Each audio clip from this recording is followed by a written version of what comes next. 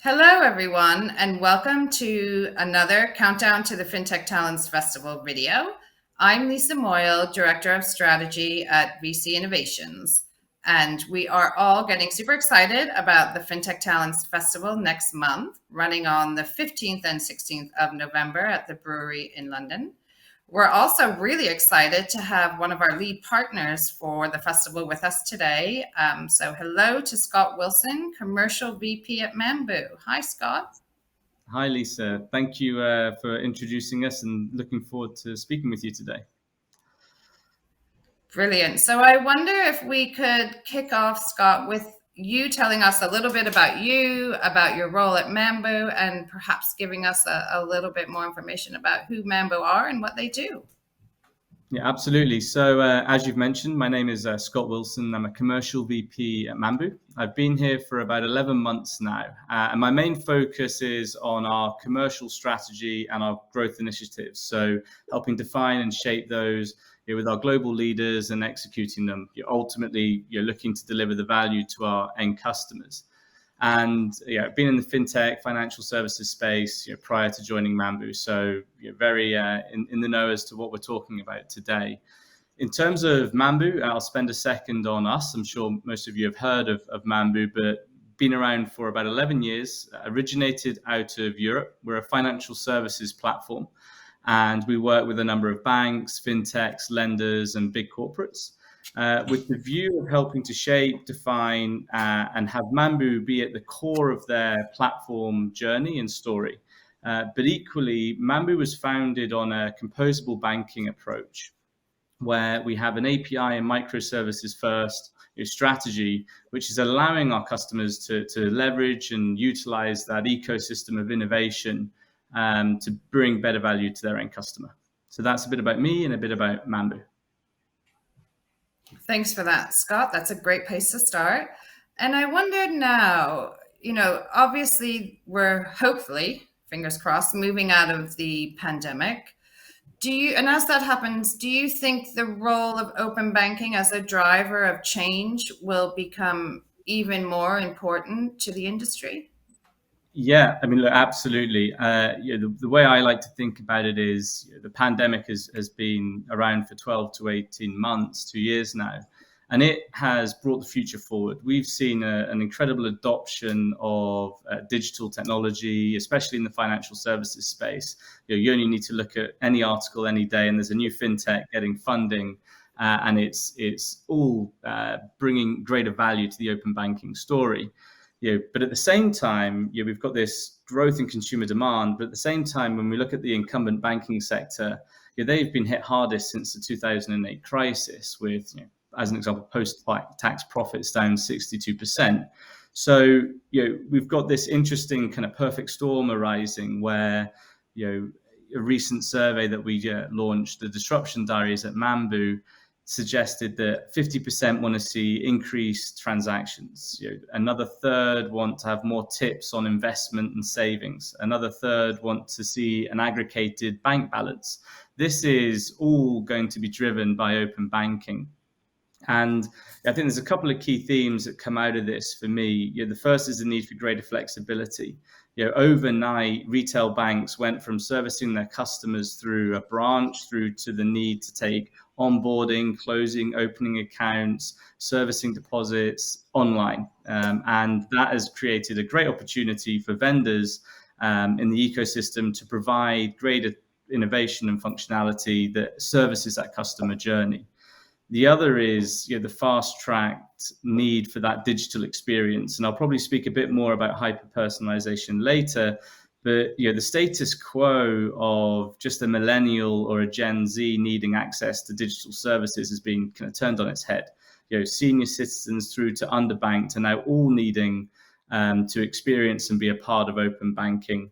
If that's the consumer lens, there's also then the incumbents in the industry, and I'm turning to those larger FIs where they need to restore their profitability.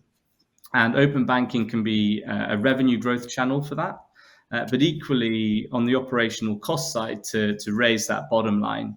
And how they need to ask the question, how do they leverage and transform data and transactional data in their day-to-day lives.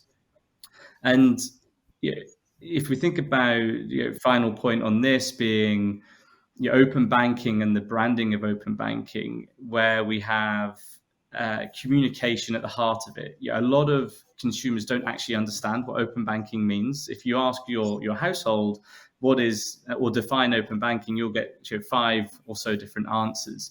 And banks need to do a slightly better job on translating the value of open banking, and I think that will continue to drive the adoption and importance in the industry after the pandemic.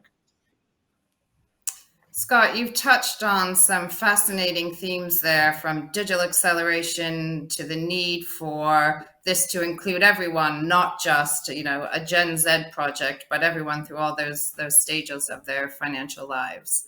And as we think about the past year, and I know that you mentioned some of this, there actually have been some really interesting developments in the open banking space, and as we look ahead to open finance. What are some examples of the exciting new use cases that you've seen being rolled out? Yeah, so I think there's a couple I'll mention or talk to. The first is the collaboration between fintech and techfin, call it the big techs in the space, and then that resulting in hyper personalization. I'll talk to that one first. So when you look at fintechs or the banking sector and those incumbents, they've for centuries have been an icon of trust and have had that position in society. However, they haven't typically done a very good job of articulating how they can really deliver value to customers over a period of time. You get a mortgage and it stays with you for that 5-year term. There's very little interaction around that. But if you look at the big tech industries and companies, the Amazons, the Googles, the Facebooks, not so much trust is a strength. They're typically every month there's another one being held up at the Senate for something, but they have done a fantastic job of transforming the access to your data. And if you think about social media, everyone wants to get that gratification, and you're willing to give something for it because it's real time. How do we bring the two thought processes together to create that value? And that is through hyper personalization for me in the frame of open banking, where a customer or a consumer will get real time value in exchange for the data they provide. I think there's a fear factor that if you give away your financial data, you can very easily quantify the risk because it is your financial data. Whereas how do you quantify giving access to images or stories about you via your social media platform? So that's the first piece. And AI and open banking will allow fintechs access to this greater data set to, within the rules of regulation, use it to the greater good of consumers. The final piece on, I think, the use cases is around embedded finance and how big corporates are looking to further advance the value they can deliver to their own customers alongside their core offering, whether they're a telco, they're a brewery, they're a fashion house. And we've seen the access to APIs and third-party fintechs enabling that as well. I mean, they're the two big things that stand out to me at the moment. Fantastic. Thanks for that. And just to say, a lot of those themes that you covered will be addressed by panels across the day at the Fintech Talents Festival and on the embedded finance stage and the open finance stage. So you've done a great job of setting the scene, both for Mambu and what they do, but also for some of the things that we'll be discussing in more detail at the festival. And also, I wanted to pick up on something else you said early on, Scott, and that was around customer understanding of what open banking is and what open banking does or can do. Do you think that customer understanding matters to how products and services are developed? And do they need to know what's kind of going on underneath the hood, so to speak, in order to drive greater uptake?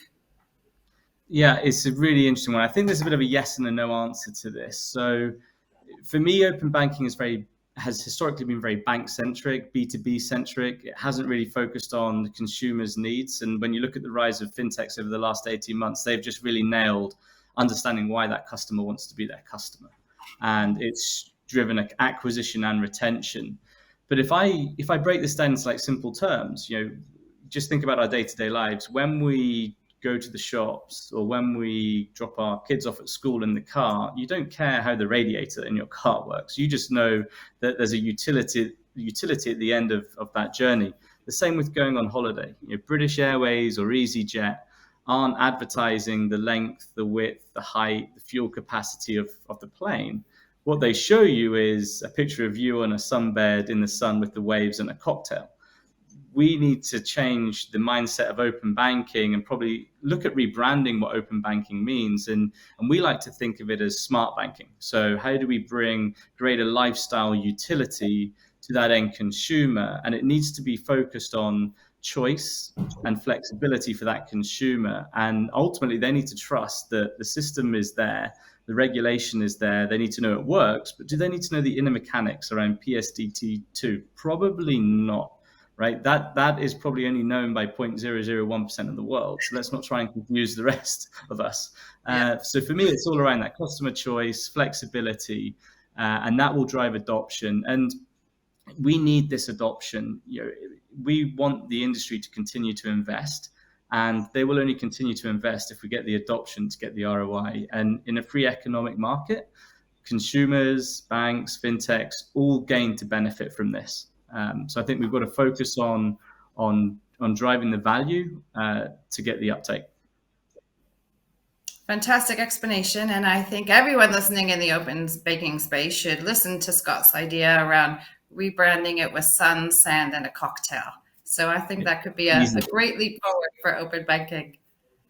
And finally, Scott, I wanted to turn to the festival next month. Mambu is supporting the live music stage of the Fintech Talents Festival this year. If you could pick one band to play on that stage, who would it be and what would be their opening song? It'd be a combination between One Direction and the Backstreet Boys. I love it. A mashup. Exactly. Great. Well, thank you so much, Scott, and to everyone watching. I hope to see all of you at the festival in November at the live music stage, and obviously at the FinTech Talent stage, where Scott will be sharing more about his thoughts on open banking along with his colleagues at the festival. So thank you again, Scott, for joining us. Thank you very much, Lisa. Looking forward to seeing you all there November 15th.